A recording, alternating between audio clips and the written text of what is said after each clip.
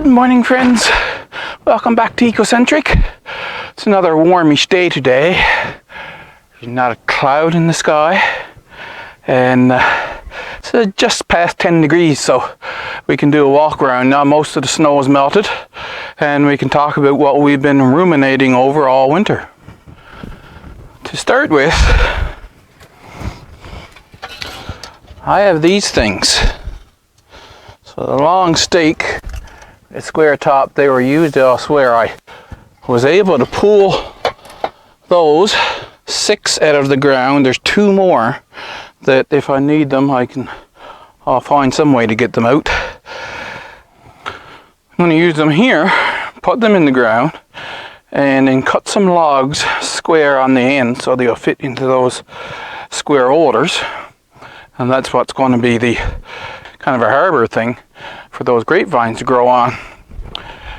I'm going to put a bench right in the center, and the grapevines will grow up, and I'll have them behind the bench so that this is a shady spot on a hot day that I could come and just sit but still be shaded from the hot sun.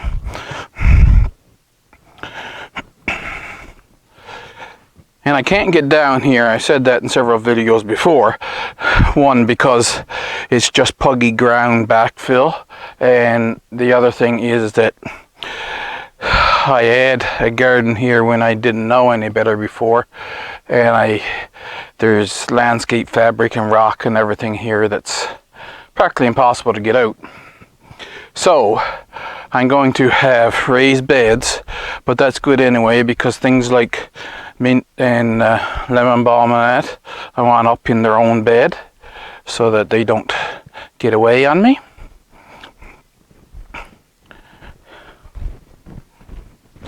Here's some of the landscape fabric here, see? I'll go around this way so I can show you. The oregano is growing. I can actually get little bits of oregano now if I wanted to. There's chives here somewhere, but I couldn't find them. So the herb garden, like I said, I'll start this side of the harbor thing that I'm building for the grapes, and start building raised beds all for all the herbs I have now. And then I'll just continue on down around the side of the house, continue the herb garden as I collect different herbs, and I need space, I'll just put in another bed for them.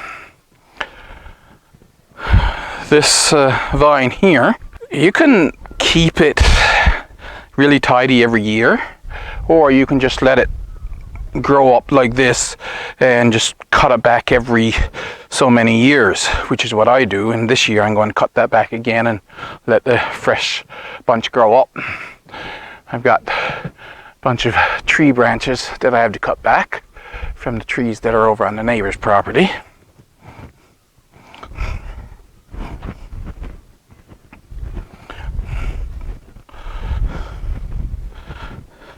Most of what you see in there now is clippings that I threw in there last fall, but you can see, of course, the green grass. I'm going to remove this top portion. This was the kind of a cold frame that I tried, but I'm going to remove all that top portion, probably leave this here. I think it's already 3 feet out, but I'll have that planting space 3 feet. And then with that top removed, I'll be able to get in there with the fork and probably remove that grass. Behind that styrofoam there is the window, but that window is in the cold room. I'm going to replace the window with a vent thing. So there'll be a box that will still be removable, but there'll be a vent in it to vent the warm air up top and let cold air go down the bottom, and be able to keep the cold room a little colder longer into the day. It's okay in the winter, but even now it's getting up close to 10 degrees in the cold room.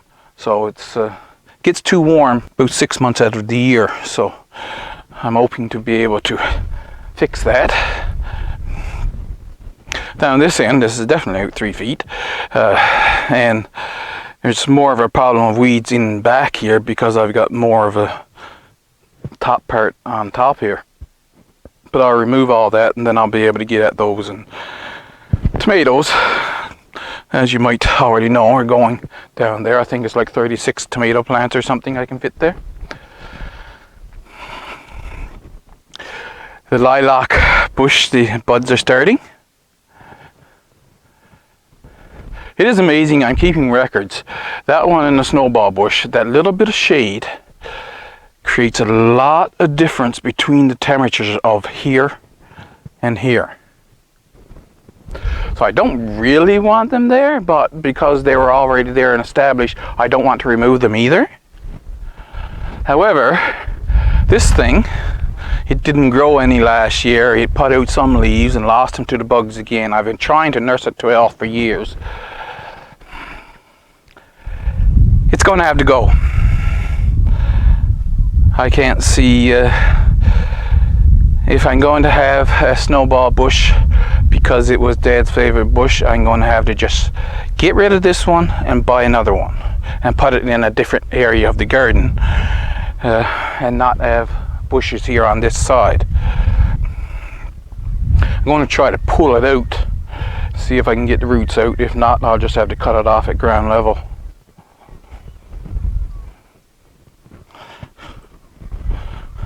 Nothing growing here yet. Well, this is the space I was talking about.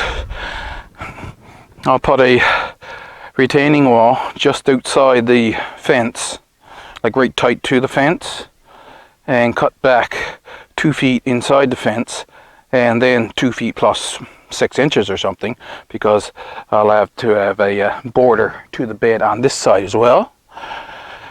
And then with the flat border and the bed raised up somewhat, then it'll be more comfortable to get at it, and the bed can be leveled all way long, because the grass, the native soil, it just rises up and goes down and rises up. So I'll have to put retaining walls both outside and inside to get the bed normal planting area. Nothing special growing in that area yet. I removed that table was over there because the paper wasps were wanting to put a nest under it every year, and basically goes in the way. I'm not worried about paper wasps being around, but they're right in the way. So, and once again, the same way I'm going to build the raised beds, I'm going to put a retaining wall along here. That's not important, so I'll get to it whenever I get to it.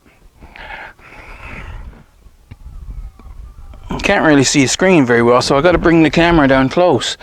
The perennial onions are growing. This is the area of the fence that was fairly good. I just put compost, top dress it with compost, and go on. I have to stay out of the way. So we've got, is it dahlias or something, I don't know. I haven't had a good way to put the signs out in the garden, and so when they grow up and flower now, I have found out with that epoxy resin stuff I think I'm going to use and make sensible signs to put out. And so when they flower, then I'll make a sign and put it beside them so I know what they are. And some more there. And there was another one somewhere. Oh, the first crocus flower is open. So that one just opened this morning. And this one, okay, so they're all open. They were closed this morning earlier when I came out. So it's nice that I did wait.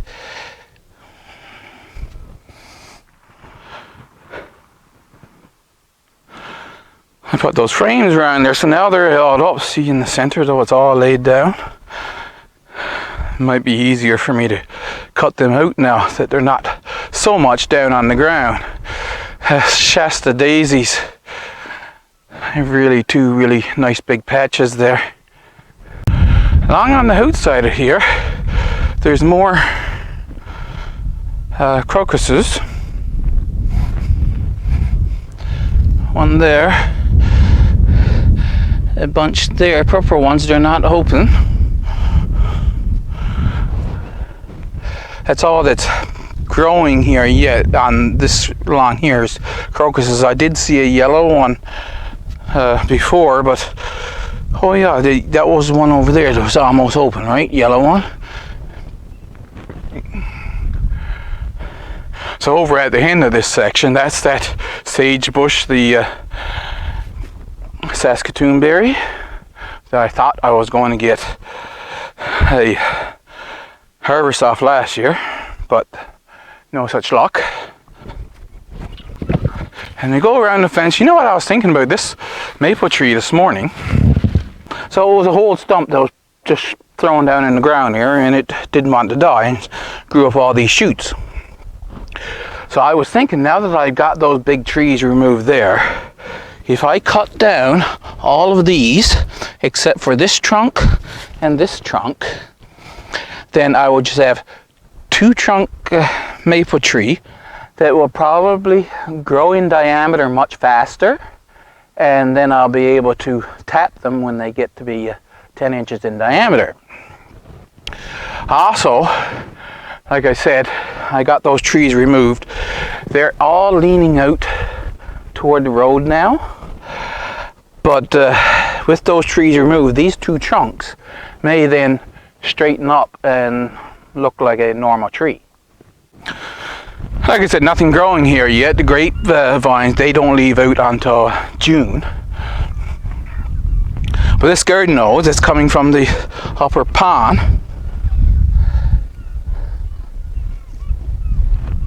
And you can see it's just dribbling water. Now if that keeps doing that all summer, great. That's all I need. And I'll leave it in one spot for a bit and move it over into another spot. Just keep moving it back and forth along the fence.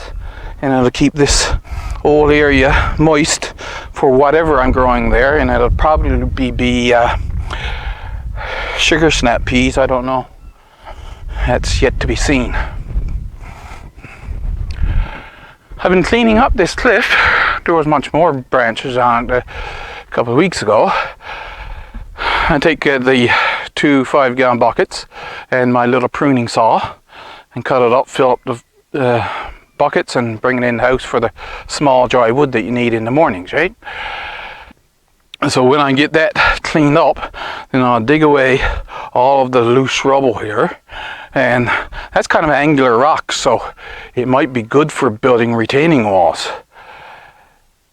But I'll dig away that rubble and see how much of a straight down cliff I got, and then that'll be another heat trap for places for heat loving plants like tomatoes, peppers, eggplants and the like. Buds are swelling on a Romeo cherry. I might remove this one day. It's not an impressive bush as far as I'm concerned. If it gave me good flowers, then it would be impressive. It's a smoke bush, and it does have when it grows in good condition, it does give a really impressive blooms.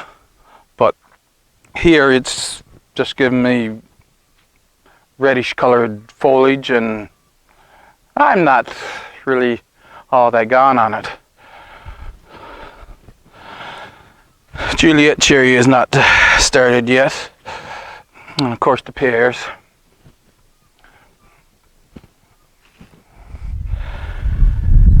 Well, I'm having trouble with sorrel in this bed.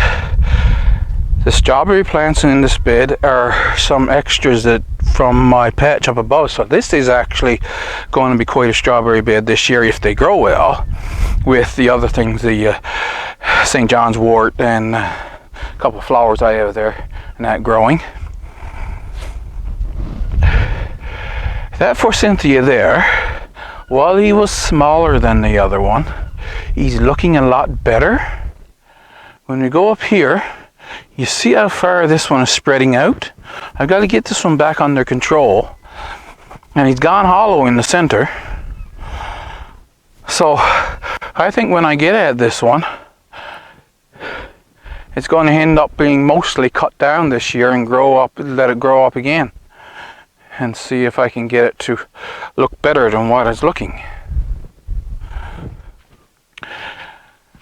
I'm going to tap that one next year, I think. I got a liter of syrup the last time I tapped it.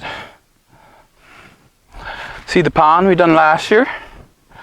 It is slowly seeping away, I think. If you look at the ends of the concrete there. I don't know. I haven't seen any sign of frog spawn. I have to check when I should be expecting to see frog spawn. But I'll rake these leaves out of here, and the black round plastic compost bin I have, I'll put it here, and I'll put all the leaves in it, because I found putting these leaves in the regular compost just gave me a mat in the compost and they didn't decompose first nor last. But I'll put them in the bin here, and then every once in a while I'll throw a watering can full of water in on it.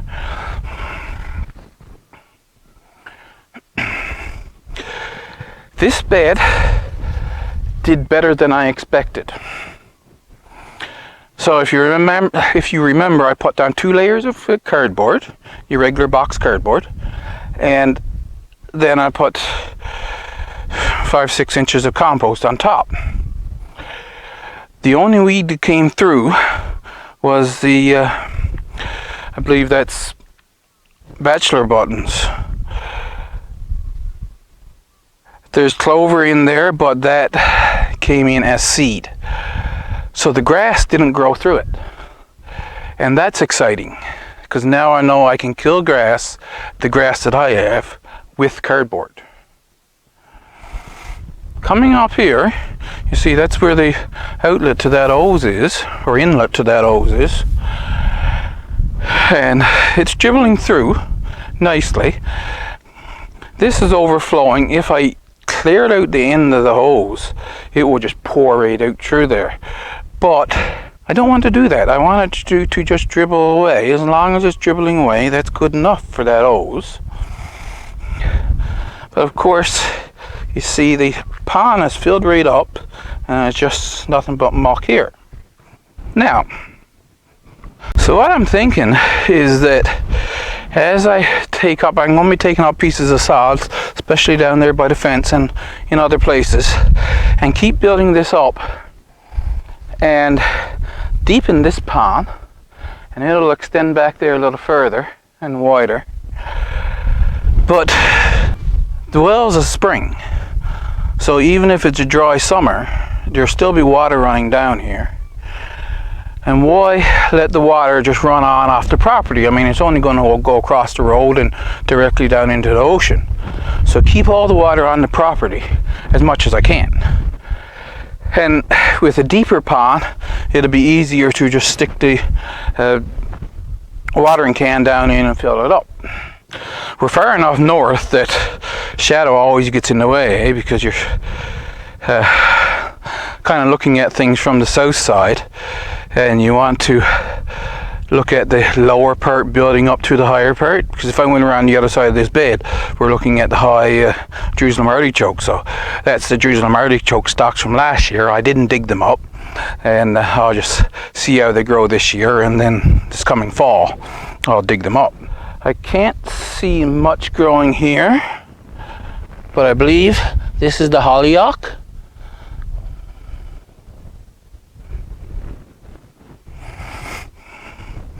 No sign of the garlic chives coming yet either, see?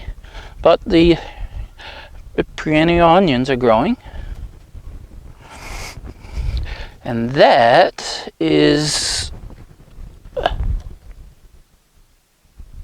No, that's for the tree. The Mayo Bland cherry plum.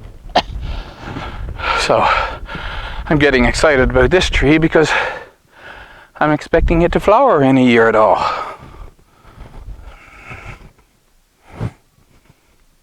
So Kevin from Canadian Permaculture Legacy, he just put out a video about grafting.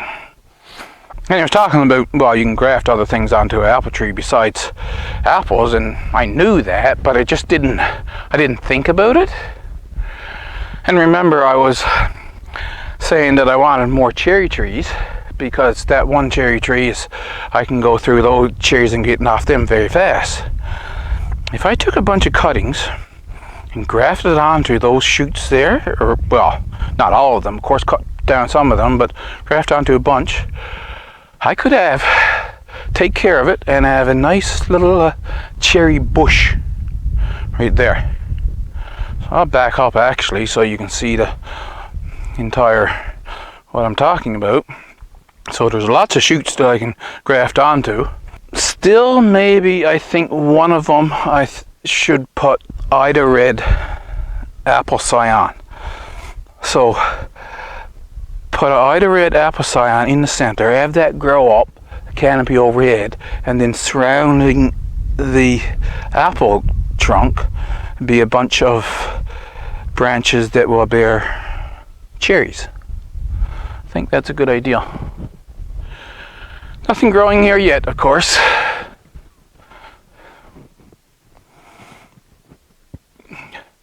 I leave currants for the birds, but they don't seem to eat them. Come out in the spring and there's all just these dried up currants. So I don't know what's up with that.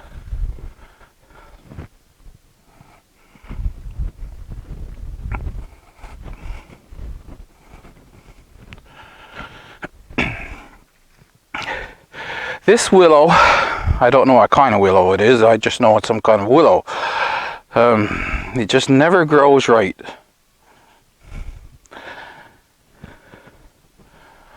I want to get, but I don't think I should have a willow this close to the well anyway. But maybe over, like on the, where that pile is, there, once I get that pile gone, if I can put like one of those big weeping willows, it would be nice.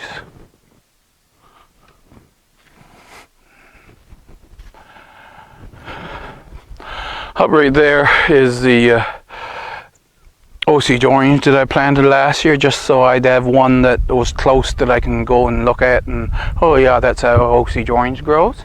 It is, however, just outside here. So this ditch going down here in the ponds, so if I cut across between, so that's a maple there, and make a line going across between the two maples, but stop and then follow the ditch on out and then into the cliff. All of this area over here is half an acre once you take out the space for the buildings.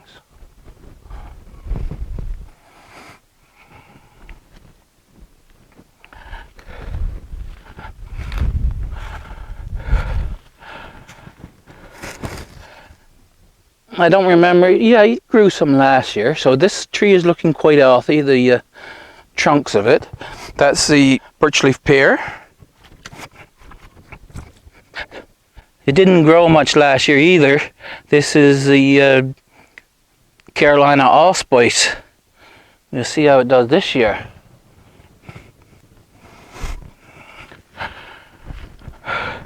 Now this tree is looking healthy. I planted it there, what was that, September or something last year, and it looks like the buds are starting to grow for it to leave out. This is a red mulberry, so by looks of it now it's going to come back nice and strong, and if it do, that means I planted it in the right spot.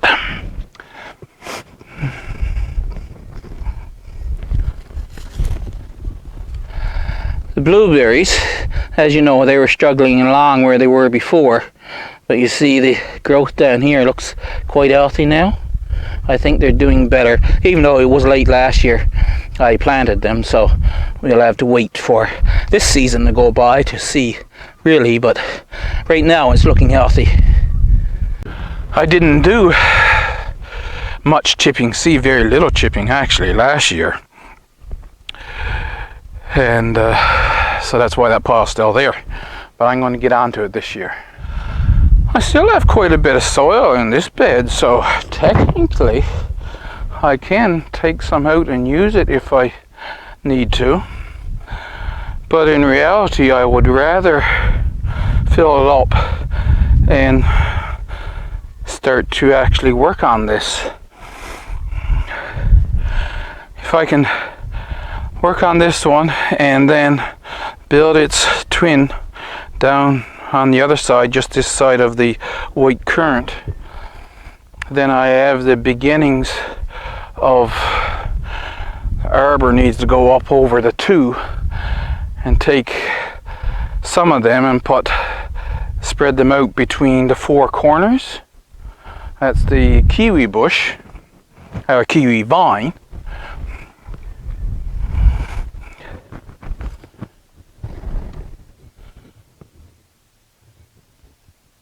And they're not starting to grow yet, but they look fairly healthy from last year.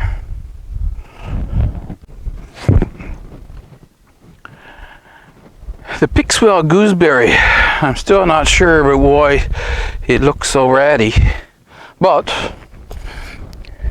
it is starting to leave out. So it's going fine right now. It just doesn't look that good in my opinion. I think this is a birch tree and that's why I left it there.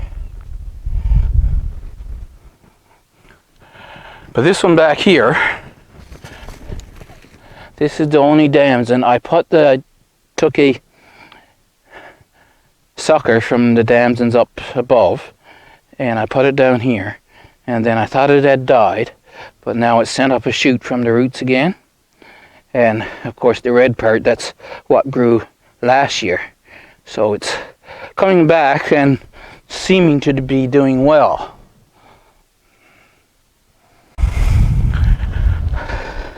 Buds on the red currant are swelling, and there's another red currant, and that's a black currant.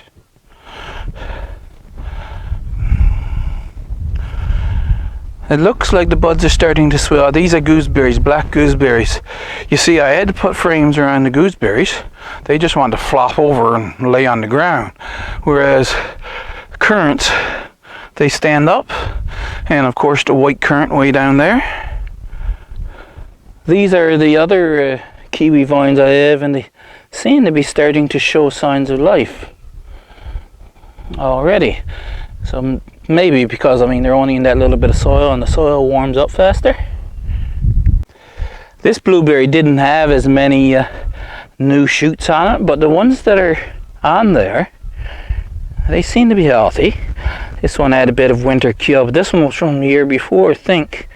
It's a bit of winter kill right there on top. But, so it's not doing, I don't think it's doing as well as the other one I showed you, but it is doing fairly good.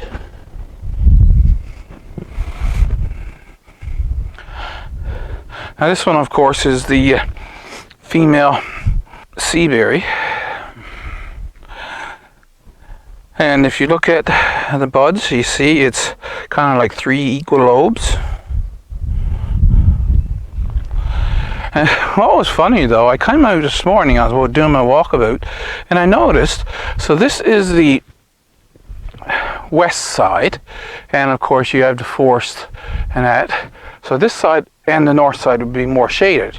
But when you come down around here, the buds are all opening up. You see? So I thought that was kind of cool to mention. Now over here, the male buds, when they're starting out, that center lobe is not as big. It looks almost like there's just 2 lobes. And so that's the male one I got planted in the ground, and several, and being cuttings, so clones, they may put out pollen earlier, and if they put out pollen this year, then I'll get berries on that big one over there. I have forgotten, they look like mulberries, so I'm assuming I'll have to check my video. That is 2 red mulberries there, and then the rest are sea berry. The 3 at the end with the sticks in them, that's females and the rest are males. My poor plum tree. Well, he's cut back. I mean, he did actually grow pretty good last year because this branch was broke right down, and see, it was healing up pretty good. But there was lots of black knot on it, and I cut it all off.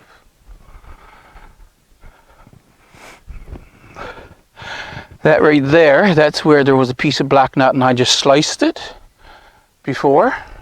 There was a piece there, and I sliced it this year. And another piece up there I just sliced off. But then, right there, that's where I sliced a piece of black knot off the year before. Cherry tree, that's starting to, the buds are growing now on that. The square bins, compost bins, I'm going to move back here. And this was the round plastic bin I was talking about. I have two of them. So I'm going to take those when I empty them and move them back here. One of them will go up where those tires are, one where the square is already, and then one right here. And I want to turn these beds, redo this area again, and have just 3 or 4, I think it'll be 3 beds lined up with the rest of those beds. 1, 2, 3.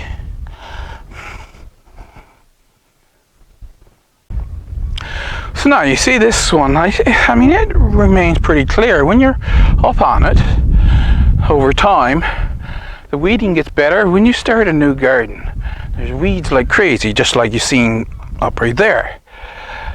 But over time, you just keep plugging away at it and keep the weeds down to a dull roar, and they become less and less, and eventually you'll have it good and under control, and you can go on to do other things because you don't have to do so much weeding in the gardens that you've been tending to for 3 or 4 years.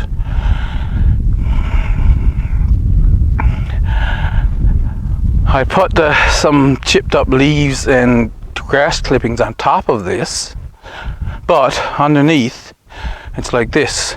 So when you guys weren't looking last year, I got some extra compost. So these two are where the onions are going, and I just have to rake off that rough mulch off the top of that one, and they're ready for onion planting. I counted 15 garlic up. There's probably more up now. So that's nice. I'm not going to say excuse my shadow, because that's the way it is. Sun cast shadows, right? The strawberry beds are looking good. Now, I pickled my beets. I tried the white beets pickled, the sugar beets pickled too, and I don't really like them. I'm going to use them when I make soup. I'm going to put a bottle in each batch of soup I make. The bull's blood beets, they have a deeper, richer flavor. It's okay, but as some people would say, I don't love it. I would rather the Detroit dark red cylinder beets for pickling. And so my plan is to put those in here, Detroit dark red and cylinder, and in this bed over here get some yellow beets and try yellow beets this year and see how I like them. Rhubarb's coming up. So we got 4 rhubarb plants. Looks like they're going to grow nicely. So I was on Photoshop. I was planning out the garden, and I put the sprinkler here, and the reach of the sprinkler goes outside the garden in a circle, of course, and comes in and just nicks the corner of that bed.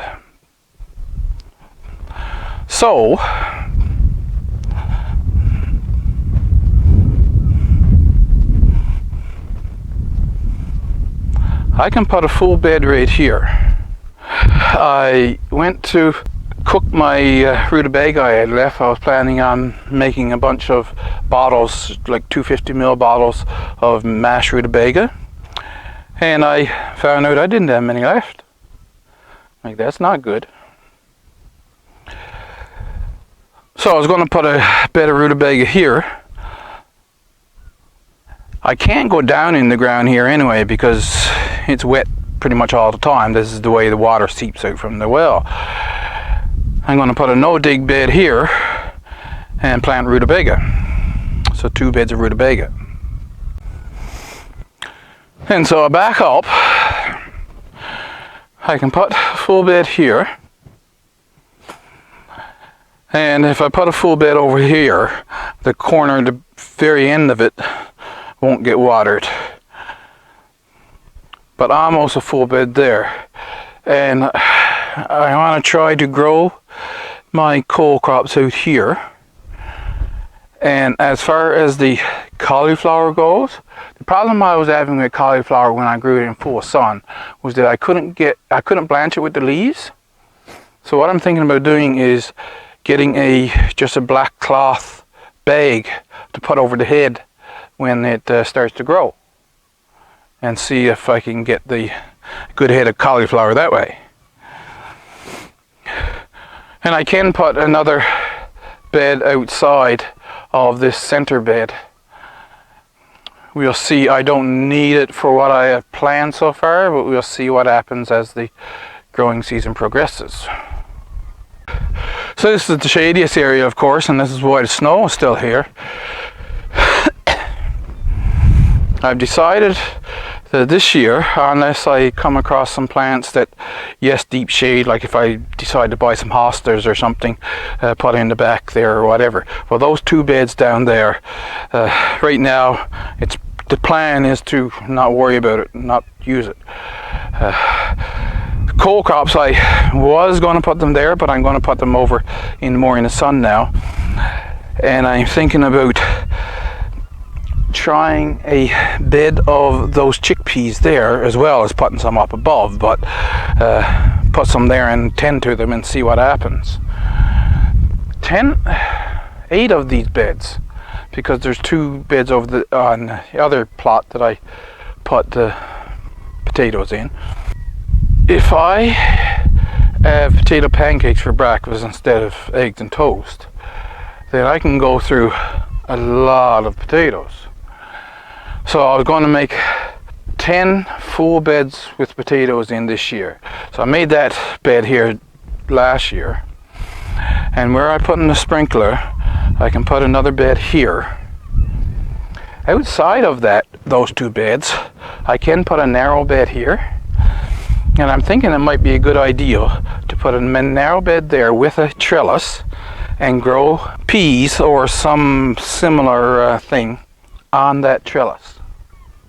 Because of course this is the north side of the bed, and as long as it's not a huge trellis, the shadow is not going to get over past this roadway to the other plot. So that will be a good place to put maybe a nice strong trellis, and I can grow cucumbers up it, right?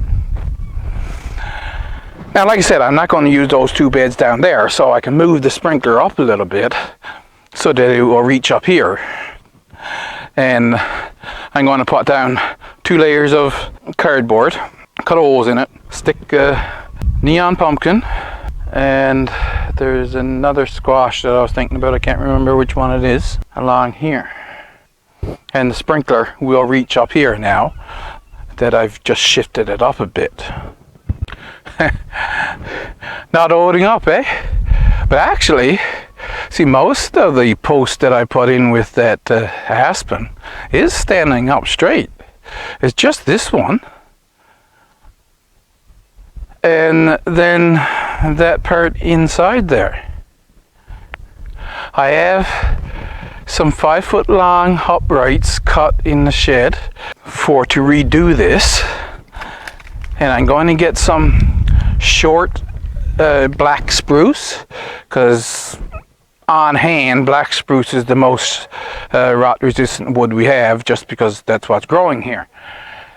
So I get some of them and drive them in the ground. I'll have short posts there, down there, and I'll cut them so that I got a flat side after I got them driven in, and attach the uprights to that. And then I'll have a very solid upright. And when I'm done, the top cross members will be about eye level. I'm wondering, because up behind the hen house it's really rough and there's actually some nice force growing there now. Work on getting that area there as a hen's pen. So I really don't like having the hens buried inside all year round.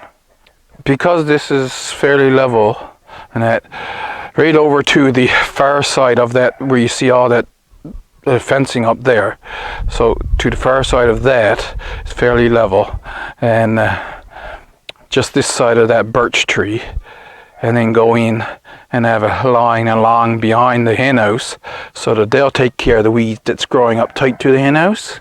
I could build something up here that I can put a ceiling over, a ceiling of chicken wire I mean, and have them outside at least. Somebody laid an egg. I think that's all I have to show you in this section, and if there's something else I'll wander around and look, and then if there is I'll make a clip and be able to stick it in. But I hope you enjoyed this tour, and in the next couple of days we'll take a wander up through the forest and we'll talk about the forest. So like I say, I hope you enjoyed it, and if you want to follow along, you subscribe and hit the notification bell. Make sure you hit the like button, leave a comment, and I'll see you in the next video.